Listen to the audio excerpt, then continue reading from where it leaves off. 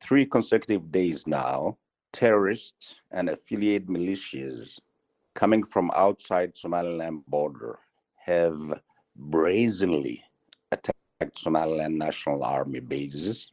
And also they've attacked nearby residents housing several cabinet ministers.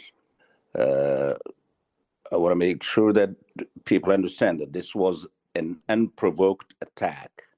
There have been reports of fatalities and injuries on both sides.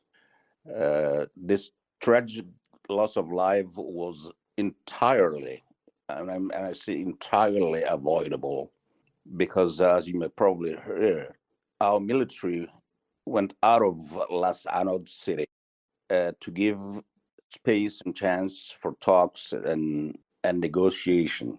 And government in Las Anod have been in Las Anod to meet with clan leaders as part of ongoing mediation efforts. Now, everything that is on social media, misinformation, stating that Somaliland military is bombarding the city is untrue. Mr. Minister, we are hearing from the mayor, for instance, of Las Anod, saying that your government has killed people, women and children, with indiscriminate shelling.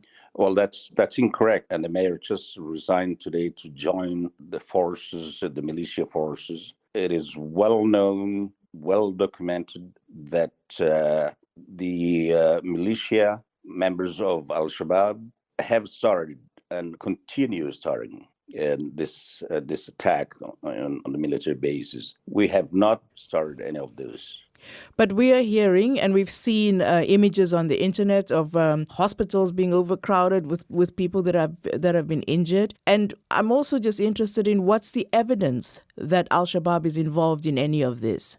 Well, we do have prisons from Al-Shabaab. We do have prisons from Puntland, war prisons. Are you saying prisoners? Sorry, I don't. You're saying prisoners? People that you've taken captive. Okay. Correct. The people that were attacking the military bases and we took captive, and then we're ready to show and to share to the international community and everybody that, in fact, what we're not fighting with, there's no fight between Somaliland army and the people of Las Anod, which are Somalilanders, but there's a war and continuous attack by those militias affiliated group, Al-Shabaab, and all these things our intelligence suggests, and several other intelligence suggests, that these attacks were conducted by Al-Shabaab elements that sought to exploit local tensions. It seems like the local tensions are at the heart of it, and something that your government is not wanting to acknowledge. But the fact, the reports of civilians being injured in this is what is truly concerning.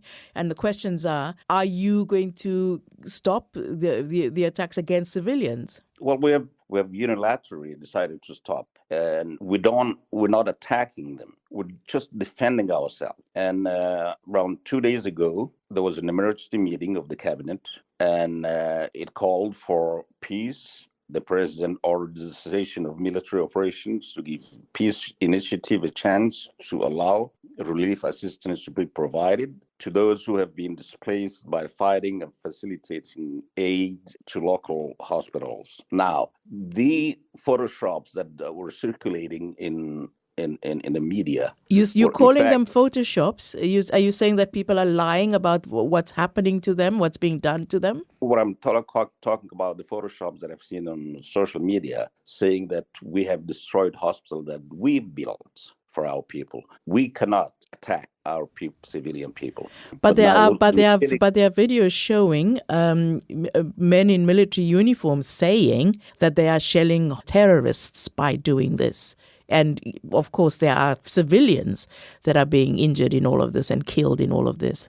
There may be some casualties, as I said at the beginning, from both sides. But what I want to tell you is the National Army has thus far capably defended our citizens while exercising extreme restraint and refusing to be drawn into extensive urban contact.